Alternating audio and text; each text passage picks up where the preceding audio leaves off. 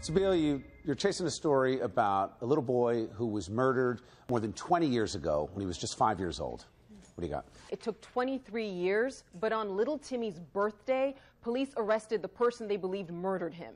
And that was his own mother, allegedly, Michelle Lodzinski. She had moved on since his body remains were found. She was married, had other kids, was living in Florida, and that's where authorities arrested her, and she appeared in court on Thursday. Right now, I'm in the park in Sayreville, where 23 years ago there was a carnival in which Timmy's mom, Michelle, said she last saw her son. But police say they couldn't confirm with anybody that anybody saw the 5-year-old boy.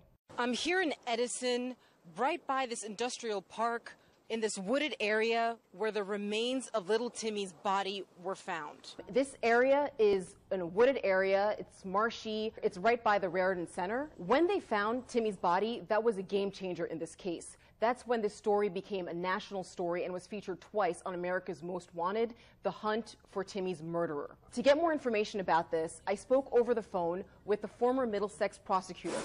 There were the incidents involving her inconsistencies in the tales she told concerning how he disappeared.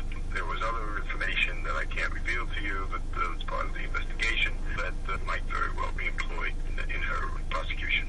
There were several different versions of her telling what happened. She told the police that he disappeared, then she said that there was a go-go dancer and 2 other men who tried to get him, then she said there was somebody with a knife. And so police did suspect that it was her, but they couldn't prove it. What has changed in this case, there's a new Middlesex prosecutor, took office last year, Andrew Carey. He revisited all the cold cases, and he revisited this case. They interviewed everybody, the family, the neighbors, all the key players, and they found enough evidence to get her arrested in Florida. I went back to that house where she lived with him, and the woman who answered the door, she'd been living there 9 years, and she said she knew nothing about the case and didn't know them. But I walked a couple doors down to another neighbor, Steve, who was living there when this whole case happened. I don't know how a mother, if she is guilty, how a mother could possibly do something like that. Nothing more tragic than when a mother takes the life of their child. Little Timmy deserves justice, and I'm very glad this new prosecutor came in and brought this case back to life. It's just sad. Either way, you can't bring little Timmy back.